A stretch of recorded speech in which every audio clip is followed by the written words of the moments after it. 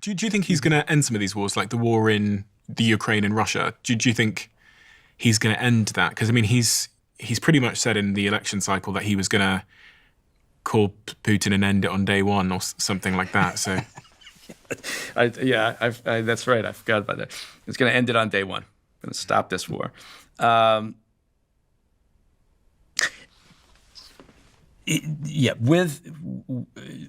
Set Trump over here to the side for a second, and you have to look at what's happening on the ground, right, with Ukraine and Russia, because that will determine whether Trump's going to be successful in any move that he makes. So the problem that Ukraine is facing right now is, A, they're going into winter, and a massive percentage of their energy infrastructure has been destroyed by Russia. So it's going to be a very hard winter. You look at the resolve of the Ukrainian people, and an institute in Kyiv does these very interesting surveys of Ukrainian citizens in throughout Ukraine, not just in Kyiv, on a regular basis. And they ask questions like, are you willing to fight indefinitely? Are you willing to stay in the game? Are you willing to give it your all, for however long it takes? And to that question, to that phrasing, at the beginning of the year, 73% said yes, right, of the citizenry. Last month, it was 63%, right? And so that's a 10% drop is significant when we're talking about the fate of your nation. They're losing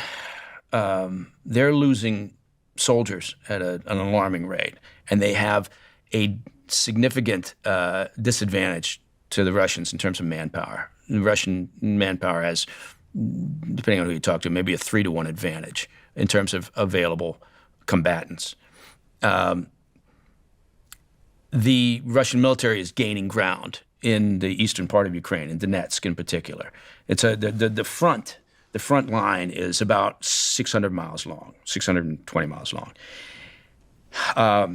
In overall, right now, if you said, stop the war, stop the fighting, right now, Russia controls 20% of Ukraine.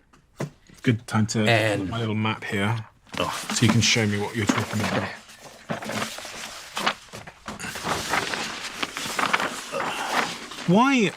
Why did Russia start this war? Well, I mean, if you wanted a sort of a theoretical 30,000-foot answer, Putin has repeatedly referred to the collapse of the Soviet Union as the greatest disaster of the 20th century. And he meant it, right? And so he's been trying, and he hasn't been shy about it, ever since he's been in charge, which seems now like about 100 years, to recreate the glory, the strength of the former Soviet Union in some capacity. Not entirely. He's not crazy, but he is completely jonesing for some form of a stronger Russia. In his mind, that means he's got to have a buffer zone between him and NATO. Right, and so this is part of that. He also considers, if you think about it, right here, he's basically saying, "This is mine." Right? If you think that, which is the east of this is the eastern part of Ukraine. Right here is Ukraine. Front line. This is not. I mean, I'm simplifying this, but the front line stretches about 600 miles. He's also annexed, of course, Crimea, but that's another issue here, and that's the only port for their Black Sea fleet, which the Ukrainian military has frankly destroyed almost at this stage of the game. But they own, at this stage, they've got about 20% of Ukraine. If you were to say, stop the shooting now, and then the problem is that at the outset of this war, Zelensky and the Ukrainian government said, the only answer here is total victory. We have to get all our territory back. Crimea, Donetsk, Luhansk, Zaporizhia, we have to get it all back. And that is not, again, it's not satisfying to say this, but it's not possible, right? So the problem that is being faced right now is when this war got started in the first year, year and a half, everybody was, they were putting their flags, Ukrainian flags on their porch. They were putting a little flag on their X site, their Twitter site.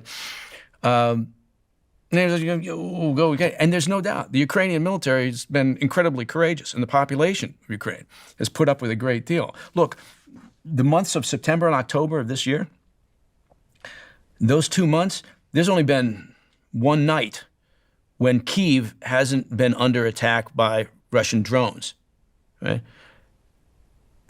Which is, if you think about it, is insane, right? And that's just Kyiv. All their major cities have also been under attack by the Russians. They've destroyed much of their energy infrastructure. Now, a bright spot was for the Ukrainian military was that they did a surprise offensive into Kursk, which is Russian territory. And in doing that, that was the first time there were foreign troops on Russian turf, right, since World War II. And that really shocked the hell out of Putin and the Russian military. And they acted as if they really didn't know how to respond, didn't have the resources to respond. But this is a game of attrition, right? We're going into our full third year early this coming year. And what's kept them in the fight is U.S. support and EU or NATO support. And the EU's done a very good job. I mean, look, they've picked up a great part of the effort. Without that support, this thing would never have lasted this long, never. And so I think Putin, in part, has been very surprised. He miscalculated a lot of things, but he miscalculated the sort of support that Ukraine would receive from NATO in particular. And now... And why is NATO giving so much support? Why is this in their interests? Well, think about where Ukraine is. Yeah. Think about where Poland is. Look, Russian missiles have flown errantly into Poland. Their history tells them or informs them that if Putin takes this... Ukraine. Yeah, it takes Ukraine, then it's not as if he's going to say, okay, I'm done, I'm finished, right? They believe, now whether they're right or not, this answers the question about why such strong NATO support. They believe that that's not his inclination, right? It's not in his character to say, that's all I want, I'm good. What do you think? I take him at his word when he says he wants to recreate the former Soviet Union in a fashion. Do I think this is enough of a buffer from NATO for him? I don't think so. Do I think he might consider moving a little bit further north? Look, he already has. This is Belarus. Belarus is a solid ally of Putin. But is there a chance that, he says to himself, well, maybe over here, he's already made verbal threats up here. Is that Latvia? Latvia, yeah.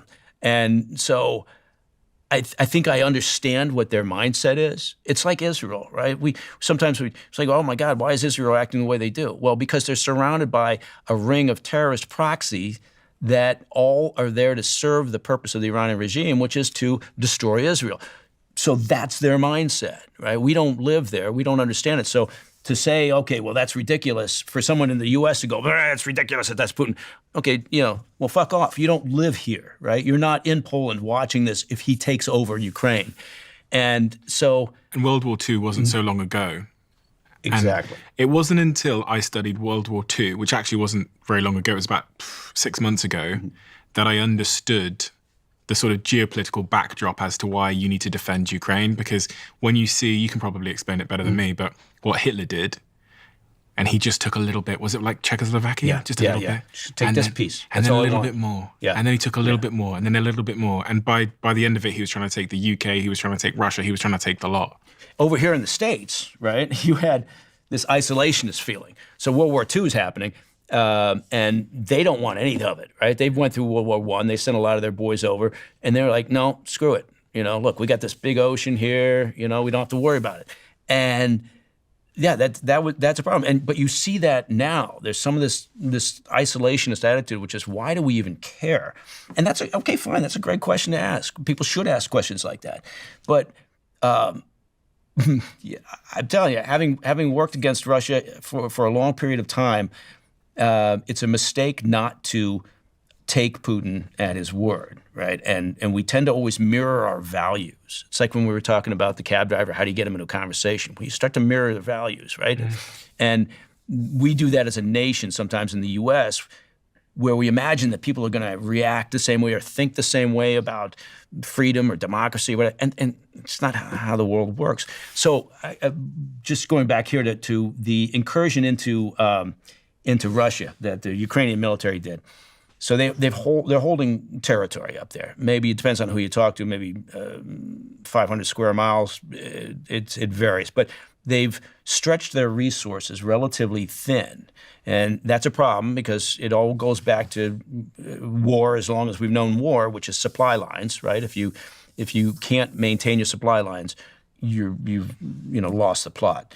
And so what we're seeing right now is Putin has amassed about 40,000 Russian troops and about 10,000 North Korean troops, and that's another story. So North Korea, because Kim Jong-un of North Korea is best buddies now with Putin, he has sent upwards of 12,000 troops to Russia, and they are now on the front lines. Essentially, they're already in combat, but they're an important part of Putin's effort, and I think what he's trying to do, Trump has won, takes us back to our original point of, okay, what's Trump going to do and what's this going to look like after the inauguration?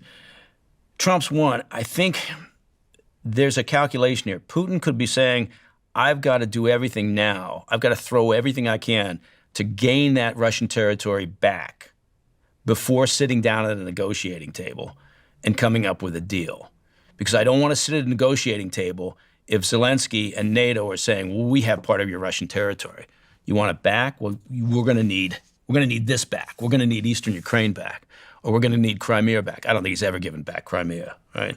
But it's likely, I think, if you have to make these decisions, and without real insight into his mindset, it's true, it's all speculation. But I wouldn't be surprised if what he's calculated right now is I got to throw all these troops to regain this Russian territory the Ukrainians surprised us by taking, ahead of sitting down and doing a negotiated settlement, which again is going to be very unsatisfying to all those people who put Ukrainian flags on their porch and they're going to get all their territory back. No, they're not.